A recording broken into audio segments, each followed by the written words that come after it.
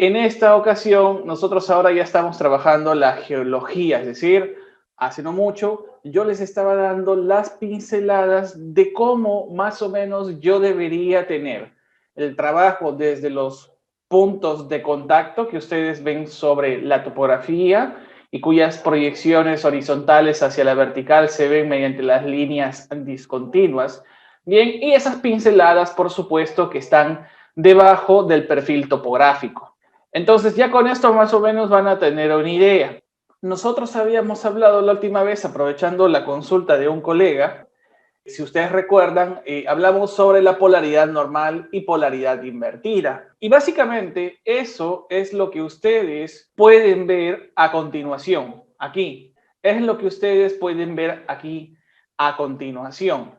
Entonces, si ustedes se dan cuenta, a la izquierda, bien, seguramente recordarán, tenemos todos los estratos con una polaridad normal y a la derecha tenemos la polaridad invertida. Ojo que, nuevamente repito, estas son pinceladas, bien, pinceladas de lo que yo voy a tener como una estructura sinclinal. No es todavía el detalle exacto, por si acaso, bien. Y como pinceladas, ustedes ya van a entender, nuevamente yo les decía, pues que hacia un lado ustedes van a tener un conjunto de rumbos proyectados aquí como buzamientos aparentes principalmente, con dirección hacia el noreste y obviamente con unos 16 grados, ¿no? Según la proyección, lo que nosotros podemos estimar o lo que estimaríamos al trabajar con la trigonometría de los buzamientos reales y aparentes o con cualquier otra forma. En ese punto no voy a profundizar. Y de la misma manera, yo les decía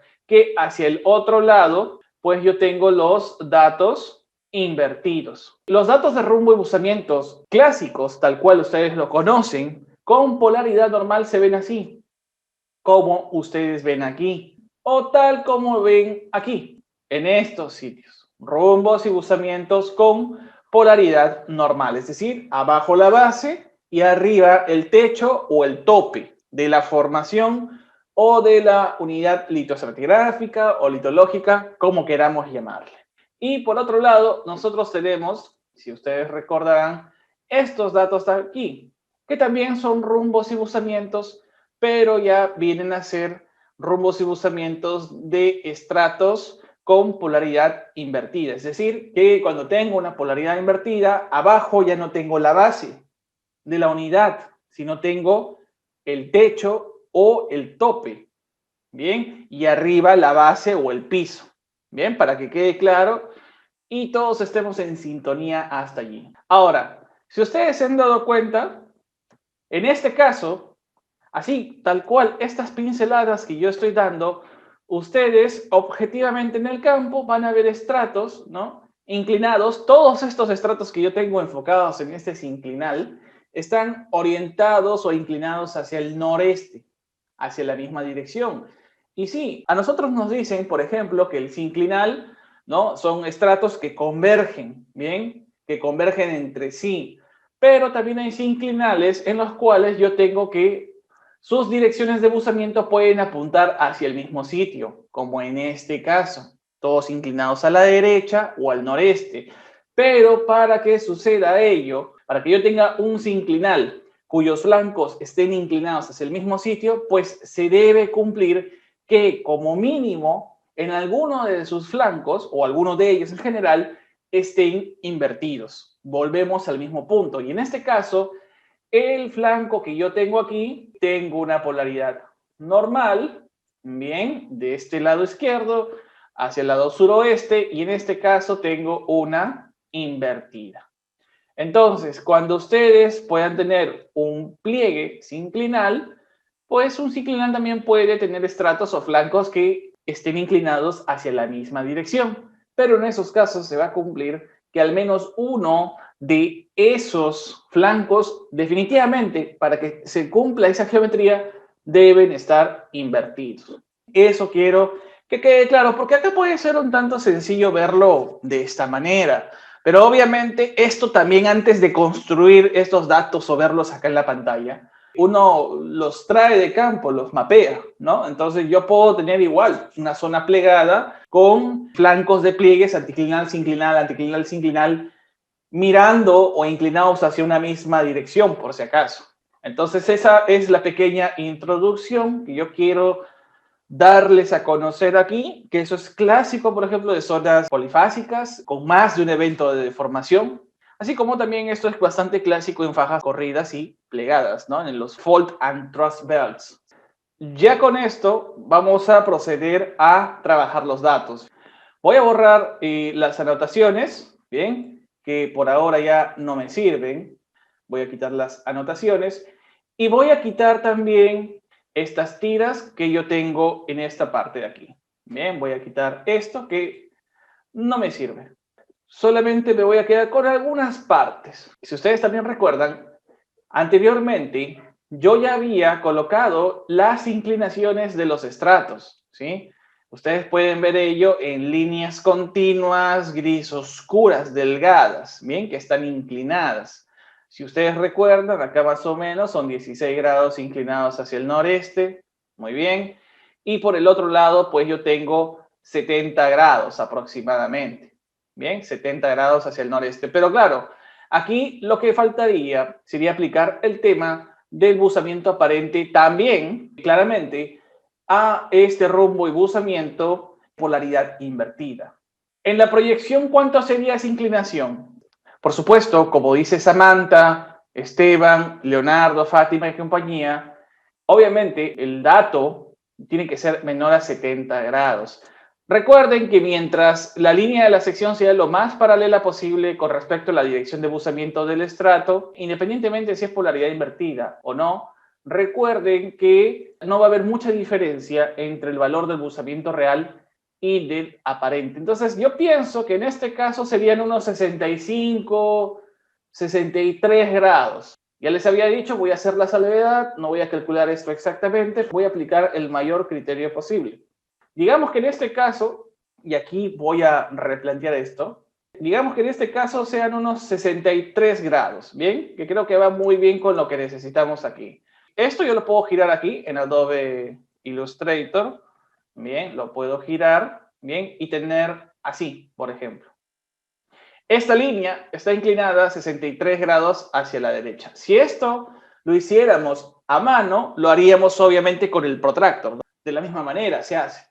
Y eso yo lo voy a bajar, obviamente, bueno, en la vida real de manera manual, pero en este caso, pues, así, ¿no? Aquí voy a utilizar estos artificios dentro de Adobe Illustrator para tener esto. Recuerden que esta línea que yo tengo acá, ¿qué viene a ser? Formacionalmente hablando, lo que acabo de señalar. Formacionalmente, esta línea que yo estoy creando allí es un contacto, pero ¿qué viene a ser? ¿Es la base o el tope de qué unidad? Del Cretácico inferior, grupo Goya-Quisga. Si es que ven la estratigrafía, las areniscas cuarzosas que les hablaba. Entonces, esto lo voy a hacer rápido aquí. Voy a colocar, por ejemplo, tope, ¿no? O puede ser techo también, ¿ven? Como queramos llamarle. Y acá va a ser su base. Por si acaso, para que no nos olvidemos aquí, le voy a colocar el mismo código. El mismo, ¿bien? Y no me voy a complicar la vida con ello. Por lo que yo estoy viendo aquí, si ustedes se fijan, muy bien, recordarán seguramente algo de proyecciones horizontales en planta, en cartografía básica, en topografía y en geomorfología, la regla de las B.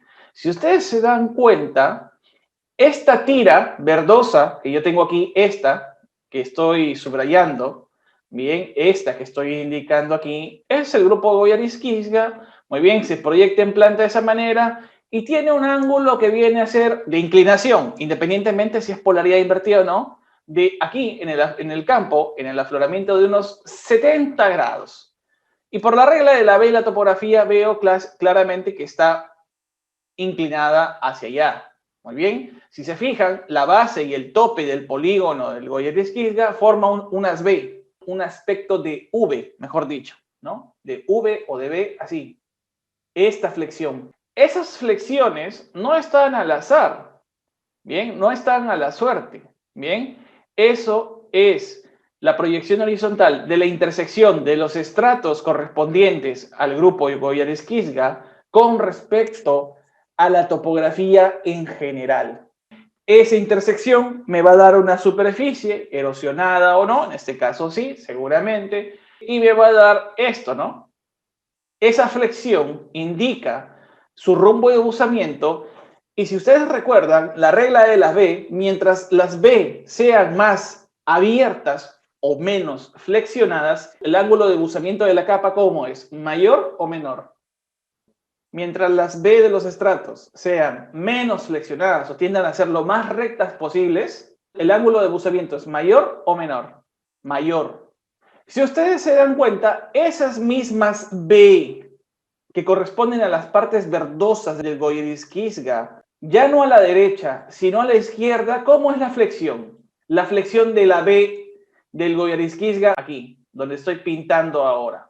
¿La flexión es más fuerte o menos fuerte? Más fuerte, ¿no?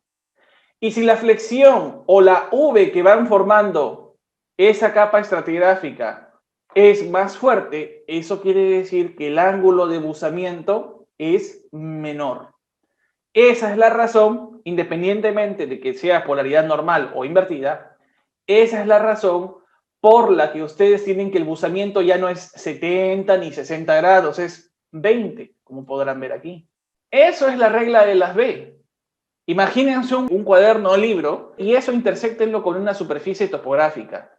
Esas dos superficies entre el cuaderno o libro y la superficie topográfica les va a dar una línea de intersección o una capa o una especie de afloramiento. Esa intersección va a tener la forma de la B y esa forma de la B va a depender, su flexión más fuerte o más débil, va a depender directamente del ángulo de deslizamiento de ese libro, el ángulo de inclinación de ese libro o capa. Y por lo tanto, la regla de las B se aplica para todo plano o superficies estratigráficas levemente, moderadamente o fuertemente inclinadas. Obviamente, en este caso, sí sucede esto. Ojo que la regla de las B no siempre se cumple. Se cumple en estos casos, ya van a ver por qué luego. La regla de las B se cumple siempre de mejor manera en superficies, capas, estratos, planos de falla, cualquier superficie planar que tienda a ser uniforme. Por ejemplo, la regla de las B difícilmente se cumple en las bases de discordancias, por ejemplo, en las bases o las unidades de sedimentos cuaternarios, en las bases, por ejemplo, de unidades volcánicas que erosionan a otras capas, por ejemplo, que sí sean uniformes. La regla de la B, lo vamos a ver poco a poco, lo que queda del curso, tiene sus limitaciones. En este caso sí se cumple porque acá, por ejemplo, ya lo habíamos dicho ayer, yo puedo tener capas plegadas y estas pueden tener geometrías en chevron o pueden tener geometrías tipo kink. Bien, es decir, que conservan el espesor o sus potencias de un lado a otro. Tengo la base y el tope. ¿Esto qué viene a ser? Lo voy a seleccionar aquí y ustedes me van a decir, ¿qué es eso que acabo de señalar? La base también del Goyare-Skizga, ¿no? Exactamente, la base. Entonces, yo ya les había dicho que igual aquí debo tener su base. Bien, puedo tener ahí su base y acá está el tope o techo. Primero es lo que yo debo tener conceptualizado. Base, tope y fíjense, está de lado a lado. Algo muy interesante que se observa. Los espesores del Goyard de lado a lado se mantienen, son iguales. ¿Qué opinan? No se mantienen, ¿no? No se mantienen. Entonces, ¿eso quiere decir que está mal? ¿Eso quiere decir que de un lado a lado los espesores varían? No necesariamente. José Ruti, por ejemplo, dice son espesores aparentes en algunas partes, sí. Si ustedes se fijan, yo pienso, no sé si lo ven de la misma manera, que al lado derecho, aquí, es donde mejor se puede ver el verdadero espesor o potencia de esta capa, esto de aquí. ¿Por qué? Porque acá está con un ángulo moderado a inclinado hacia allá. 70 grados y acá proyectado unos 63, 64. En cambio aquí, ¿qué pasa? Está menos inclinado y aparentemente tengo un espesor mayor, lo cual no necesariamente es cierto. Bien, eso lo vamos a ver también en unos momentos. Bien, entonces siempre es bueno ver los espesores de lado a lado. ¿Estarán cambiando las facies y se interdigitan de tal manera que los estratos van a variar? No necesariamente. Tendríamos que tener observaciones adicionales de campo que quizás confirmen eso. Puede suceder, sí, puede suceder. Bien, pero en este caso vamos a trabajarlo con un espesor que se mantenga. Bien, y ese espesor donde se ve mejor es aquí a la derecha. Hay un detalle que yo debo tener en cuenta. Esto no lo voy a ir trabajando solo.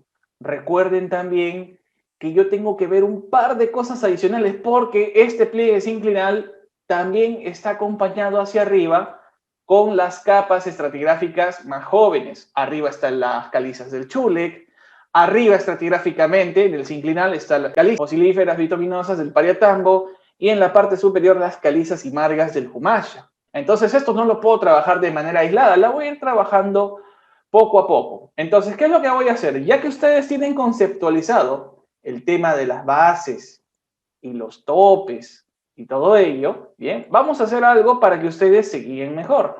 En este caso, la base del Goyard le voy a colocar un valor de 1. Lo voy a colocar con una letra aquí más formal y creo que así se entendería mucho mejor, ¿no? Voy a colocar letras o números para que ustedes puedan fijarse mucho mejor. Bien, digamos que en este caso, de manera relativa, voy a colocar que 1 sea la base del Goyard. Bien, eso por favor, bien conceptualizado. Entonces eso también lo pondré por aquí. 1 va a ser la base del Goyard, 1, bien. 2, por ejemplo, va a ser el tope del Goyard. Y aquí tengo 2. Bien. Entonces, es obvio, ¿no es así? Que acá va a ser 1 y acá va a ser 2. Le voy a colocar un valor 3, por ejemplo, a la base del Pariatambo. Voy a colocar el número 3 a la base del Pariatambo. Y creo que eso también se entiende y se desprende de aquí. Estoy asignando números para que ustedes se fijen cómo los contactos van a ir de un lado a otro.